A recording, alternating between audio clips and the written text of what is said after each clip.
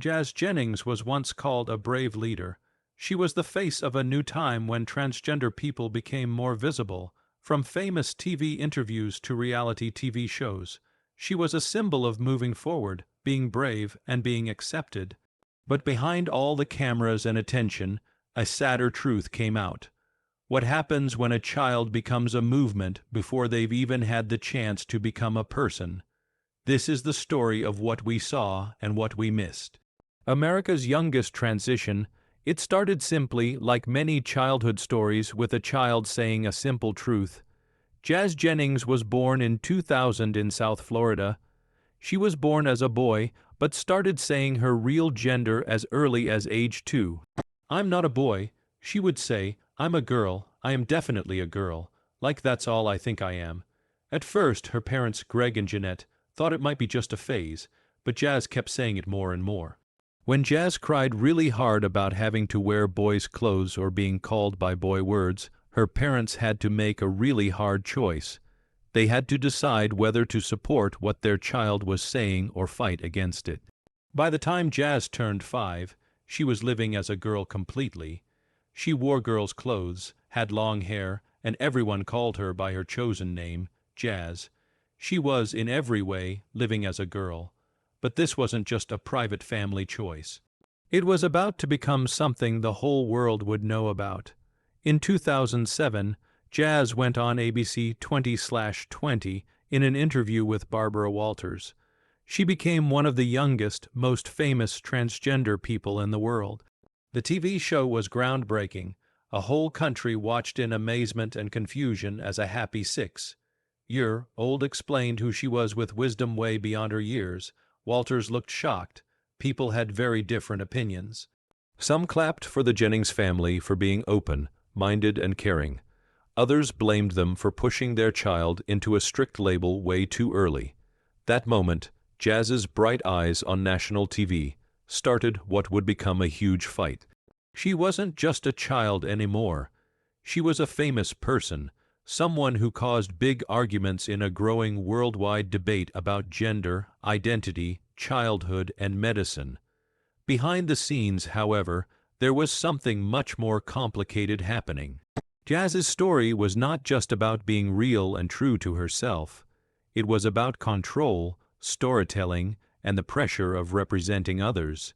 Jeanette Jennings, Jazz's mother, became a powerful force in her daughter's life.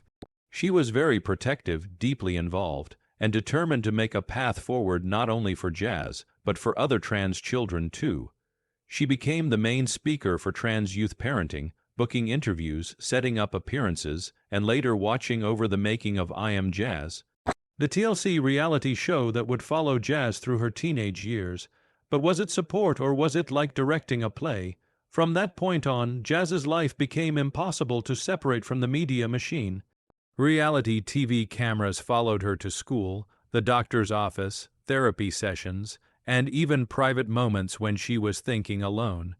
She published a children's book, did speaking tours, and became a role model for thousands. But even then, there were signs of trouble under the surface. An emotional weight was getting heavier each year. Jazz wasn't just living her truth. She was performing it on cue in front of millions. Puberty on pause. As Jazz got close to puberty, her family made another bold and controversial choice. At age 11, with doctors watching, Jazz began taking puberty blockers. These drugs stop the natural start of puberty, preventing the growth of male body changes like facial hair, voice getting deeper, and private parts growing. It was presented by her doctors and family as something medically necessary. A way to prevent the trauma of going through a puberty that would go against her identity. To many in the medical and activist communities, this was a forward, thinking, supportive step. But others ask questions that still ring out today. Was Jazz too young to agree to such a permanent decision? Could a child really understand the long-term results of stopping natural development? For Jazz, the blockers were followed by opposite, sex hormones, estrogen, to make her body more feminine. By 14, her voice had not gotten deeper, her body stayed small, and her physical development looked like that of a girl born as a girl. On the outside, she seemed confident and happy, but inside, doubts started to grow. Privately, Jazz began making diary entries in video journals. In one particularly disturbing moment shown on I Am Jazz, she admitted, "I feel like I'm living a lie. I don't feel like me." That confession made many people worried. For years, Jazz had been presented as the perfect trans youth success story, happy, healthy, and doing well, but here she was, sitting alone, confused, questioning herself. The feeling of worry was no longer just emotional. It was about her whole existence. Psychologists have long argued about the effects of blocking puberty, not just physically, but mentally. Puberty isn't just about hormones. It's about forming your identity, growing your brain, and learning to handle emotions.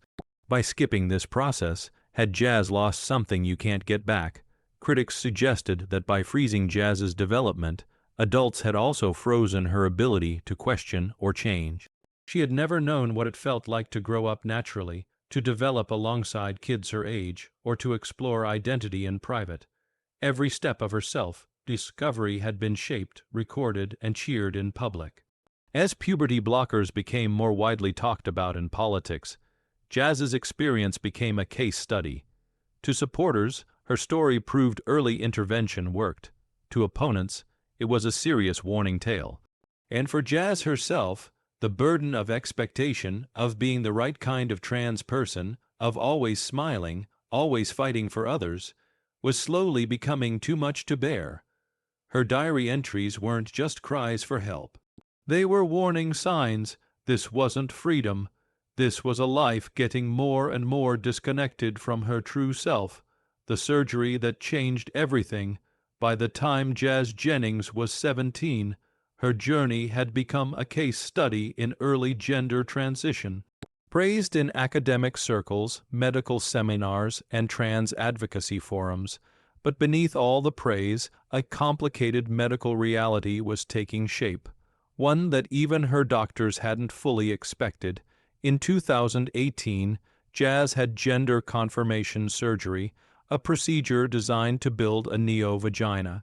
It was celebrated as a milestone not only for Jazz personally, but for the transgender youth movement as a whole.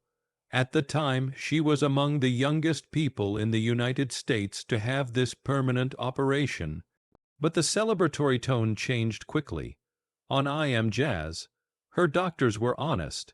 Because Jazz had been on puberty blockers from such an early age, she hadn't grown enough tissue to use in building the vaginal canal. This was a body consequence of the very medical path her transition had relied on. As a result, surgeons had to improvise, using skin grafts from her stomach to make up for the lack of material. It was a delicate, risky job. Problems arose within days. Jazz developed swelling, intense pain, and issues with healing. The first surgery, far from being a one-time event, became the beginning of a painful medical saga. She had multiple follow-up surgeries to fix structural problems and infections. Each procedure made the physical and emotional toll worse. "I've had a lot of surgeries," Jazz said in a later interview, "and I've had a lot of complications." But it was the quiet moments, the ones captured offstage or in confession scenes, that showed the deeper damage. Jazz, once known for her contagious happiness, began to break apart under the weight of her experience. She spoke of feeling disconnected, numb, and not like herself. "I feel kind of broken," she admitted. That statement echoed far beyond the screen. It forced supporters and critics alike to re-examine a hard truth. That gender-affirming surgery, while life-saving for some, can carry serious risks, especially when done at a young age under the watch of cameras and with limited long-term research to guide the process. What was meant to be the symbolic completion of Jazz's journey, her full affirmation, became the start of a darker chapter. Physically scarred, emotionally drained, and now dealing with the reality of a body rebuilt under huge pressure. Jazz was no longer just a pioneer. She was a patient recovering not only from surgery, but from the expectations of a world that had made her its poster child: weight gain, depression, and isolation. After the surgery, Jazz Jennings pulled back from the spotlight slowly, then all at once. Her social media posts got less frequent. Her appearances became fewer. When she did return, she was different. Heavier, quieter, more careful. The bright-eyed child who once inspired millions had entered a private battle with mental illness. By her early 20s, Jazz revealed she had gained over 100 pounds. What began as post-surgical healing turned into episodes of binge eating entire pizzas, boxes of donuts, or thousands of calories in a single sitting. The weight gain was both a symptom and a signal. Something was wrong. "I'm spiraling," she admitted on the show. "Food is my coping mechanism." With the physical changes came emotional ones. Depression crept in, made worse by anxiety. She often struggled to get out of bed. Tasks like brushing her teeth or going to therapy felt overwhelming. Despite the constant support from her parents, especially her mother, Jeanette, Jazz seemed lost. In one heartbreaking scene from I Am Jazz, Jeanette confronts her daughter during a moment of despair. "You're just saying stuff and it doesn't make sense. I just want you to love yourself. Why is that so hard?" Jazz stares ahead, silent. The audience saw a mother desperate to pull her daughter back from the edge, and a daughter unsure if she could even be reached. The emotional intensity of the moment was a stark contrast to the early episodes of the show where Jazz had seemed untouchable, wise beyond her years, and endlessly strong. Then came the college detour. Jazz had been accepted to Harvard University, an amazing achievement for anyone, but especially for someone who had lived life under such intense attention. But instead of going straight to Cambridge, Jazz delayed starting school. Her reason: "I need time to heal." The decision shocked fans. For years, Jazz had been a symbol of progress and potential, a living example of what it meant to succeed as a trans youth. Now she was stepping back, admitting she wasn't okay. And in doing so, she shattered the illusion that her transition had been easy or complete. This was no longer the story of a trailblazer breaking barriers. It was the story of a young woman isolated by fame, consumed by depression, and fighting to take back control of a life that had never truly been hers to shape. Was it too much, too soon? As the years passed, and Jazz Jennings's once bright smile began to fade under layers of emotional tiredness, the question that no one had dared to ask during her rise began to echo more loudly. Was it all too much? Too soon? Even supporters of early gender affirmation found themselves stopping to think. Jazz's story, which had once inspired medical policies, TD talks, and school guidelines, now showed troubling cracks beneath its polished surface. Could a child at age 2 or 5 or even 11 fully understand the lifelong medical implications of a transition that would change not just the body but the mind? This uncomfortable line of questioning became impossible to ignore after a provocative 2023 article in Spiked Online titled "The Tragedy of Jazz Jennings." The piece did not hold back. It accused the adults in Jazz's life, parents, medical professionals, and media figures, of giving her well-being to a social cause. It claimed Jazz had become a symbol first and a person second. Someone trapped in a well-meaning but constantly affirming story that did not allow for hesitation, uncertainty, or exploration. Critics questioned whether Jazz had been robbed of natural psychological development, closeness with her own changing emotions, and perhaps most tragically, the right to say, "I'm not sure." On her show, she expressed disturbing truths, ones that were often overshadowed by upbeat editing or happy soundtracks. In one particularly jarring scene, Jazz confesses, "I don't experience sexual attraction to anyone. I don't know if I ever will." Her voice is flat. Her expression is blank. In that moment, the image of a thriving, self-assured young woman fades into that of a confused, possibly traumatized teenager, uncertain about her body, her desires, and even her future as a romantic being. The media had documented her transition step by step, but few had asked why at each step. Why were hormone blockers introduced so early? Why was surgery scheduled before adulthood? Why had no one on record questioned the psychological trade-offs? These weren't attacks on trans identity itself. They were critiques of a system, social, medical, and cultural, that had arguably treated Jazz as an ideological prototype, rather than a living, breathing, evolving child. As more stories of regret or complex outcomes surfaced from other early transitioners, Jazz's story began to appear not only unique, but representative. The affirming narrative, it seemed, had made no room for discomfort, no room for growing pains, no room for saying wait.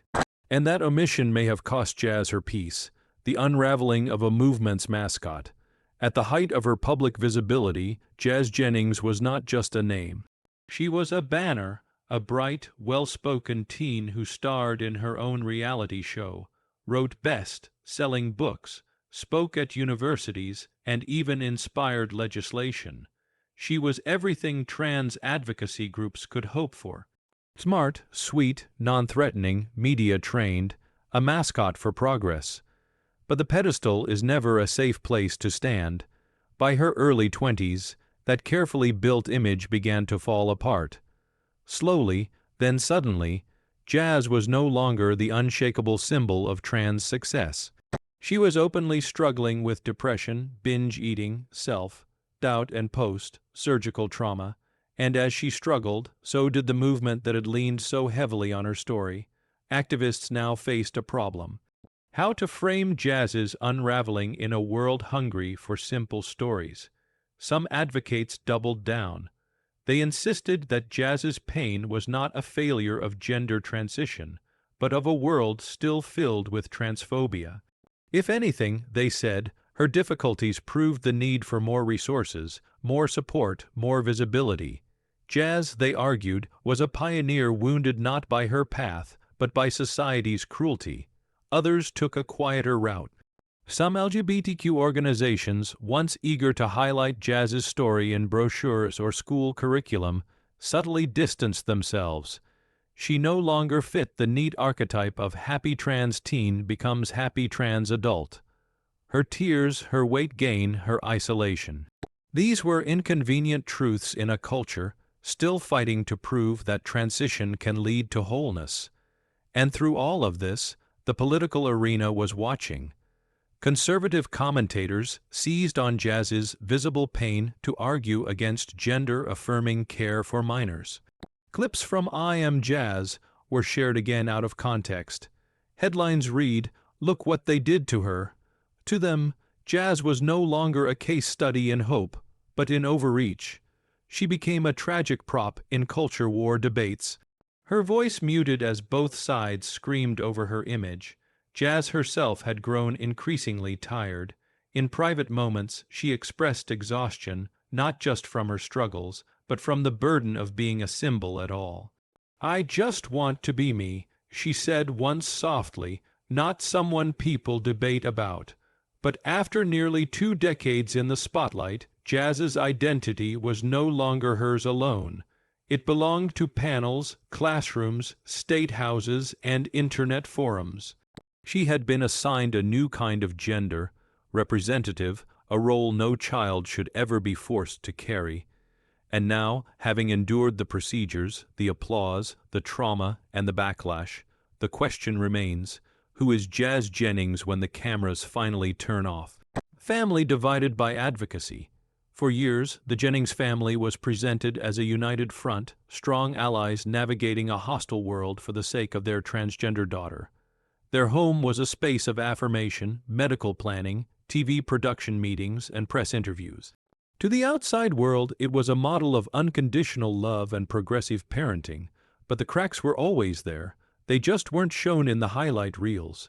Jeanette Jennings, Jazz's mother, had always been the family's loudest voice. From the beginning, she was the gatekeeper, coordinating hormone treatments, pushing for surgery, defending Jazz's choices and her own to critics online and on national television. In interviews, She presented herself as a warrior mother, protective, passionate, uncompromising. But as Jazz's emotional and physical struggles got worse, so did Jeanette's frustration. The supportive tone began to fray.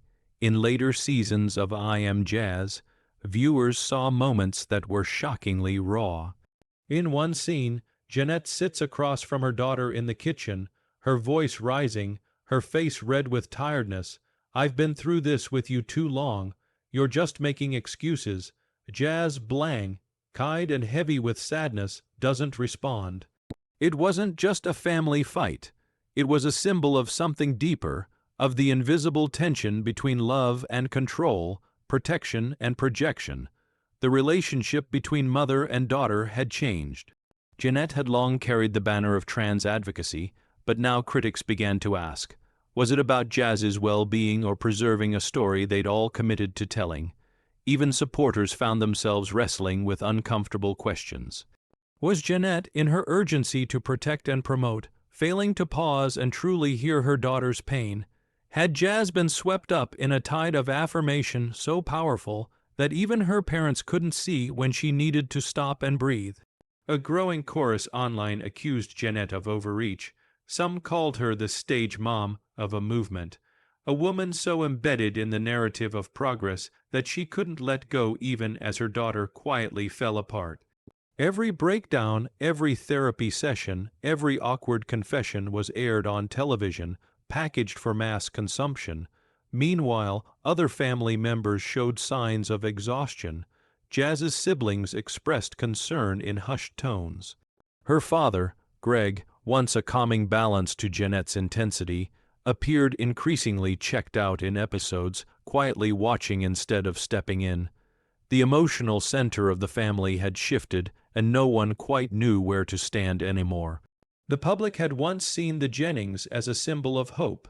Now they looked like what they truly were, a family caught in the machinery of advocacy, media, and irreversible decisions.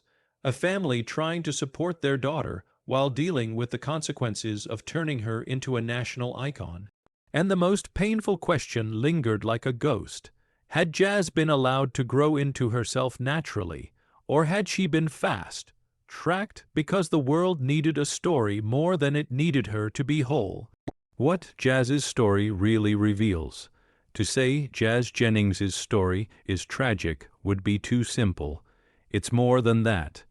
It's a reflection of the impossible burden placed on a child, not just to survive, but to represent an entire movement. Jazz was never allowed to be just a person. From the time she was 6, she was framed as a hero, a revolutionary, a success story in the making. She became the first face of a national conversation on trans youth at a time when society was desperate for a poster child. In many ways, she fit the part perfectly, but identity is never built for an audience. By her 20s, that truth came crashing down.